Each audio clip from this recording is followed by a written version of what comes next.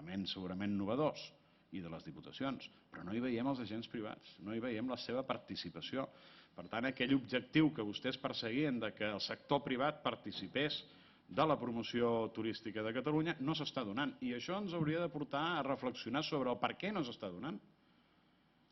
Si perquè la política turística que s'està intentant impulsar difereix de la que es visualitzen des dels sectors, que creiem que pot ser un element important, o segurament perquè estem en un moment difícil, però de totes maneres, tot i estar en un moment difícil, la promoció turística no va ni molt menys en contra del sector turístic, sinó que hi va molt a favor.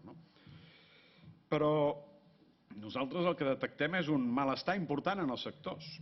Malestar, sí, senyor conseller, malestar. I no sé si és que a vostè no li diuen o no, però nosaltres a vegades anem a llocs després que hi ha anat vostè i estan esgarrifats. Sí. Miri, no aniré gaire més lluny. Vostè la setmana passada va estar a Tarragona. I davant dels empresaris del turisme de la Costa Daurada els hi va venir a dir que, escolti'm, vostès tenen que ser una marca blanca. Sí, vostès tenen que ser una marca blanca. Aquí el que hem d'intentar vendre és Catalunya. Escolti'm, la marca Catalunya, que ens pot agradar molt a tots, no és una marca reconeguda internacionalment. Ho són marques com Costa Daurada, Costa Brava, Barcelona i fins i tot, i encara que a vostè no li agradi, la marca Espanya ven molt més des del punt de vista turístic que no exclusivament la marca Catalunya. Lamento que no els agradi, però és que les coses a vegades són com són. Per tant, en aquest sentit i en matèria de turisme li demanaríem que no féssim masses invents, no fos cas que espatlléssim alguna de les coses que han vingut funcionant des de fa molt de temps. Pel que fa a recerca i innovació, l'única afirmació possible és que la dotació dels pressupostos, tant del seu departament com el Departament de Salut, que acull una quantitat important també de recursos adreçats a recerca i innovació, són insuficients per complir el pacte de la recerca, el Pacte Nacional de la Recerca, que es va firmar a finals de l'any passat. I jo és que els hem d'anar recordant els objectius que vostès s'han anat marcant al llarg del temps. Els últims, si vostès volen, Pacte de Recerca i Innovació 2008, es marcaven l'objectiu 2,1% el 2008. I en el 2007 estem a l'1,48%. Ho dic 2007 perquè són les últimes xifres conegudes. I en el pacte ens marquem l'objectiu del 2% al 2010. És a dir, reduïm l'objectiu i a més allarguem els terminis. Doncs bé, amb les dotacions pressupostàries que es van consignant any rere any no veiem el salt ni quantitatiu ni qualitatiu necessari per assolir aquests objectius. No el veiem. I encara que i aquest any celebrem que no ens han parlat, vostè sí que ho han fet altres conselleres, dels 109 milions d'euros de més en recerca i innovació, del 21% de més en els programes. Vostè no ho ha fet.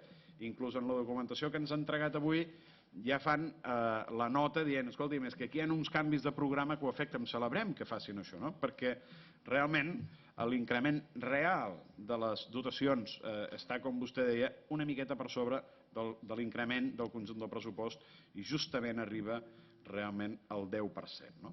Perquè efectivament hi ha canvis de programes, hi ha noves fundacions i consorcis que s'incorporen al pressupost i per tant contemplen diners que venen d'altres administracions o que venen d'empreses privades com a recerca i innovació del govern de la Generalitat.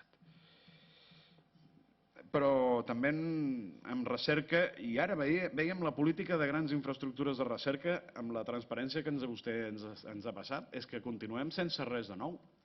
Sincrotró Alba, el Barcelona Supercomputing Center, l'ordenador Mare Nostrum, CESCA, que ja fa anys que existeix. Tenim nous projectes per impulsar.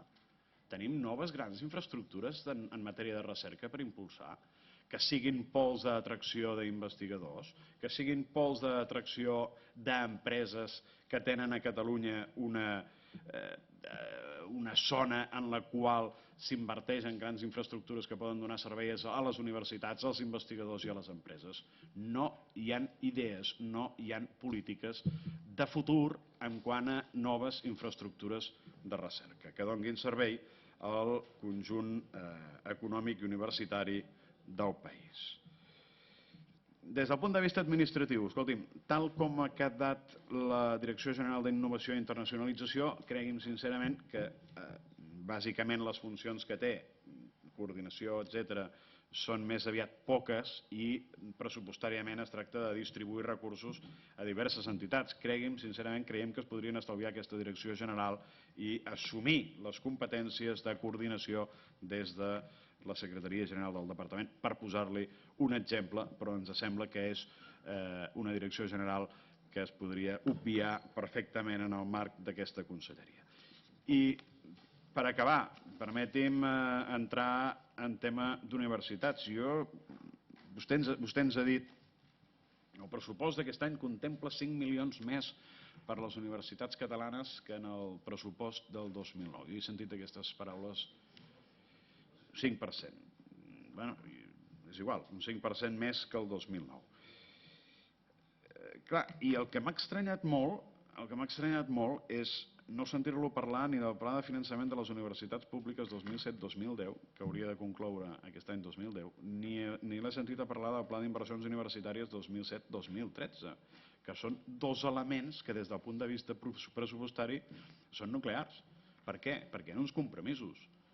No uns compromisos de no sabem ben bé qui, no. Hi ha uns compromisos de vostè, hi ha uns compromisos d'aquest govern, compromisos que s'han anat incomplint any rere any i que continuen incomplint-se aquest any. I no només no millora el finançament i no milloren les inversions, sinó que empitjora. Escolti'm, miri, en l'any 2010, remeto als seus propis documents, els documents de la seva conselleria i que vostès en el seu moment van presentar, suposo que amb gran goig i satisfacció, escolti'm, hi haurien d'haver 1.031 milions d'euros adreçats a les universitats públiques catalanes. 1.031. N'hi ha 900. És a dir, una diferència de 131 euros. I aquests 900 són els 855 que hi haurien d'haver per la LUC, més 45 milions d'euros de millora, que segons els seus propis documents, només el primer any d'aquest pla, el 2007, ja s'haurien d'haver superat aquests 45 milions d'euros. No li dic ja en el 2010, li dic en el 2007 ja s'haurien d'haver superat. I pel que fa a les inversions, doncs miri, vostès preveien l'any 2010 102 milions d'euros d'inversions i la realitat és que en són 28. 2009 en preveien 99 i en van ser 57. Doncs miri, de 57 a 28. Reduïm les inversions universitàries a la meitat. En conclusió, honorable conseller, creiem que aquests pressupostos estan mancats de l'impuls necessari per sortir de la situació de crisi en què ens trobem. Creiem que hi ha una veritable manca de compromís en l'impuls del canvi d'un nou model econòmic i una manca d'eficàcia en les accions de la conselleria. I en aquest marc, permeti'm que acabi amb una última xifra, honorable conseller, creiem extraordinàriament inadequat que en el conjunt del seu departament i entitats agregades es consigni un total de 6.521.282 euros amb 9 cèntims destinats a estudis, molts dels quals vostès mateixos reconeixen que són inútils. Gràcies, senyor president, honorable conseller. Moltes gràcies, senyor diputat.